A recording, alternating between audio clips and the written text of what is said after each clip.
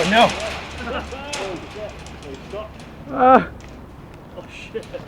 Nah. Yeah. Welcome to the Wheel Scene YouTube channel. We've got another product review today, and this time it is the Fluid V from Kizer. The Fluid V has been around for a while now. In fact, it's the stock frame if you buy USD Sway skates or you buy Mesmer throwing skates, and as far as stock frames go, this is a very good one.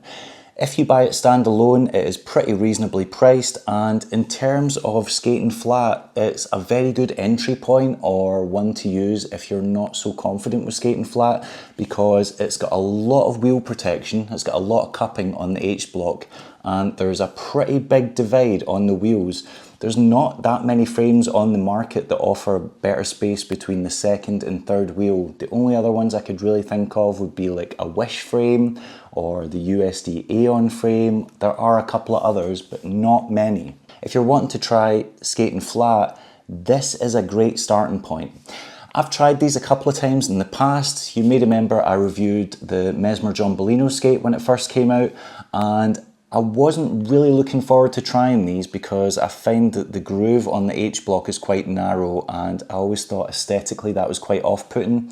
I was shocked by how much I loved these when I first skated them. They slid really well, they had instant lock-in, there was no break-in time, I didn't feel like I had to wear them in any way, and just instantly felt confident and comfortable skating them. Unfortunately, the John Bolino skates, the Mesmer throw-ins just don't work with my foot at all. I started getting pressure points really quickly and ended up giving them to a friend, the full setup, so lost the frames. The second time I tried these was in the Rollerblade Blank, which you will not see any footage of because I didn't get a single clip in them. I disliked the skate so much that I just couldn't bring myself to film a review on it. In fact, I think I only skated them for like 2 really short sessions, and I just knew they weren't the skate for me. I'd set them up with the Fluid V and 58mm wheels, and something about them just felt really slow and train tracky, and I felt like turning was really unnatural, and I can't figure out whether that was the Rollerblade Blank or it was the wheels that I was using at the time, or it was just a combination of the skate and the frame not working well together, because in my experience, some frames don't work with certain skates. So I've had a bit of a mixed experience with this, but my Ententes that I've been skating for since last year are pretty much grooved to bits now, and all the wheel protection on second and third wheel are essentially gone. I've basically skated a lot of street this year, so a lot of roughed ledges that weren't prepped properly or waxed enough, and I've kind of just ground them down to bits. And I've also rounded a few bolts through being stupid and using old Allen keys, so they're just starting to feel a bit weather worn. So I had a pair of these lying around, thought I'd give them a try again just because they're fresh and it will keep me going for a little while. Will I go back to the Ententes? Probably, but I thought this was a good stopgap in the meantime. A lot of people have said that these frames are very similar, and I can understand why they would think that because they were both designed by the same person. The Entente Diridari and the Fluid V were both designed by Marc Hoyce. Yeah, that's right. And there are certain similarities. They've got a kind of similar aesthetic, but you will notice straight away if you put them together that the Entente Diridari is actually slightly longer than the Fluid V. And in terms of the H-block, you can clearly see that the Fluid V has actually got a much narrower groove, whereas the Entente Diridari's got a more generous groove, and the Entente Diridari actually has more of a split between the second and third wheels, so essentially, in theory, there's more wheel protection with this frame. And by the power of editing, I set up one skate last night and hooked them up with them skates 58mm wheels. Them claim that these are 58 and 90A, but they feel a little soft. They definitely don't feel like 90A on other frames I've skated them. Setting these up, I instantly remembered one of the first things that bugged me about this frame. These are an absolute nightmare to get wheels in when you first start. The last time I tried to set them up, I stupidly used this to basically just bash the wheels in, and as a result I shaved loads of metal off brand new bearings. There was shards everywhere, and essentially damaged brand new bearings before I even skated them. If you're getting the Fluid 5, I would definitely recommend using these. Steal them from a toolbox or a friend's toolbox or whatever. And it's a bit fidgety and it's a bit annoying. If you can get a friend to help you, it would take such less time and be far more enjoyable for everyone around. Basically, you prise the frame open with this, as you watch as I make a complete mess of it, and slide the wheel in. Do it a little bit better. There we go. Nope, that's still not working. And there we go. Oh, no, that's still not. This is going really well. I'm doing a really good demo. I should be on Blue Peter or something equally horrendous. There we go. And then you get it in like that. You don't damage the bearings and it's less of a hassle. I put an Allen key in there and then wedge it again, jiggle about the Allen key until it's perfectly flush. Then you can put the frame bolts in. Here's what the finished article looks like. This took me way longer than it should have last night, even though I've done it a couple of times before. Basically, setting these up is not fun. It's fidgety, it's annoying, and it is just a complete pain in the arse. And that is because these are really rigid. They're not soft like other frames that you get in the market, like the Featherlight 3 that can pretty much bend straight away and just slot wheels in. But if you're willing to go through the painful process of setting them up, you are rewarded because this is a great frame to try out for flat. I'm looking forward to trying it again. I think the main issue the last time was I just didn't like the rollerblade blank skate. I didn't get along with it.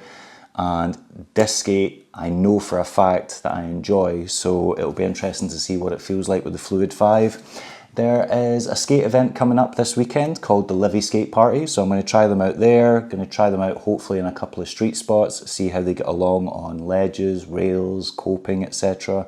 And yeah, I'll let you know how I get on.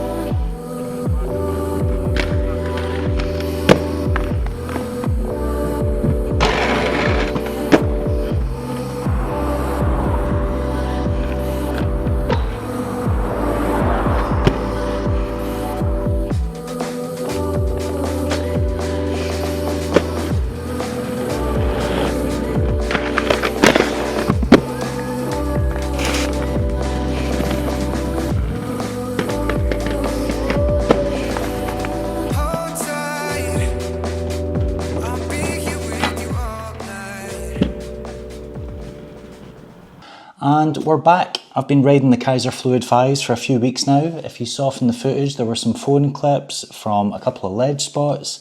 Then on another night, we hit a new marble ledge spot, which had loads of joins, which made it really awkward to skate. Then there was a night rail spot, a day rail spot that was really sticky. And I think that was it. Yeah, it was like 3 or 4 sessions I skated these. My initial impressions, this is the first time I'd ever skated them on street. The last time it was in a park, so it was just coping and rails. On rails, these feel absolutely great, but on ledges, they take a little bit of getting used to just because of the narrow groove. There were a few times where it just didn't feel right and it took a little while to kind of get used to the groove and just figure out where the right balance points were. But as for the tight groove, that's one of these things that kind of works for and against it, because initially it might be a little bit strange because having one so narrow isn't a particularly natural groove. That isn't the groove that you would put in yourself if you did it. But after you've skated it for a few weeks, especially on street, you will naturally get a wider groove, like the type of groove that you would get if you just put it in yourself. So that wasn't really too much of an issue. The thing I loved the most about this frame is just how sturdy it feels. It feels absolutely bomb-proof. Some frames just feel a little bit cheap and a little bit flimsy, plastic frames in particular. This one does not. When you land on it, it is such a solid thud and it just feels like it could take any level of abuse and be absolutely fine. Another thing about this that could be a positive or a negative depending on your stance is the frame walls. They are really thick, as you can see there, which is great. It means it offers the wheels a lot of protection. It means it's great for cess slides. It means the frame's going to be really hard wearing. But if you've got a smaller sole plate, so a Roce's M12 or a Razor's Cull or even a them 909, you are going to lose a tiny little bit of sole space, both in the positive and negative. But if you've got a bigger sole plate, like the USD Sway one or various others, you should be all right. Even then, it's minimal. I don't think you would notice it that much. I think this frame is very underrated, and the reason I say that is because now that it comes stock on USD Sway and Mesmer throw-ins, by becoming a stock product, it instantly gets undervalued a little bit. You've seen it with the Roce stock frame, which was also the Valo stock frame. It was great, it was really hard, really long lasting, had a nice groove, had a nice design, but people just tended to avoid it because as soon as they got the skates, if it came with them, they would just sell them on. And you see the same thing with this. Whenever USD Sways or Mesmers come out that have these, instantly people put them on Blade Trade or Blade Trade UK or whatever the Facebook groups are called, and they always put them up brand new, untouched, and it feels like they're just totally missing out on an opportunity. But their loss is your gain, because if you don't want to spend the money and buy these from a skate shop, you can get them on Blade Trade with a full setup of wheels for around about £50. I've seen them for that price on many an occasion.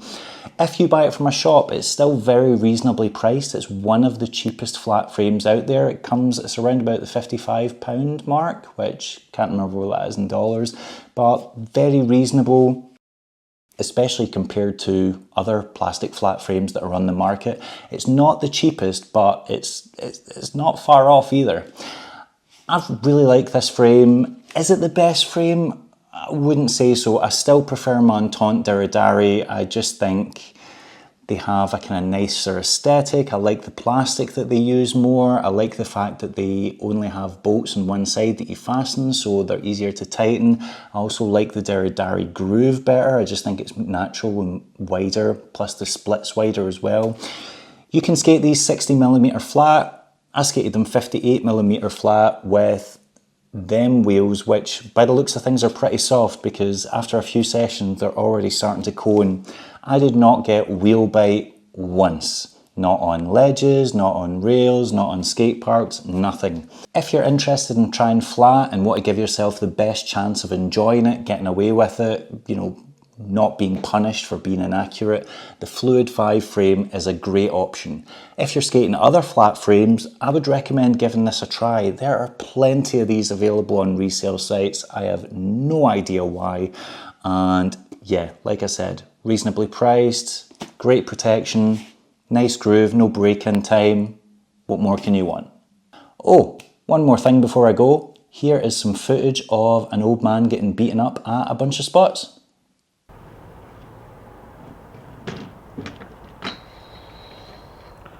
Sick!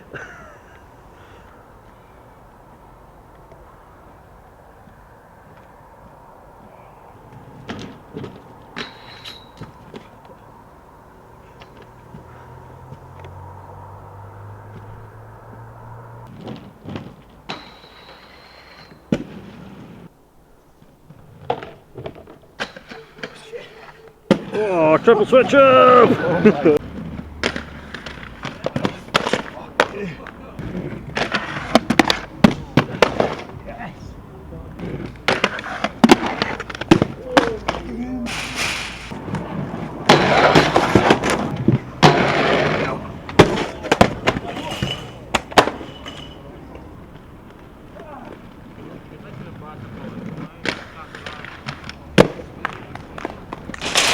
Oh no!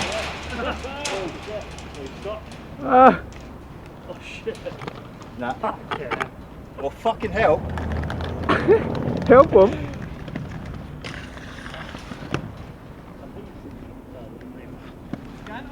Scannell. Fucking just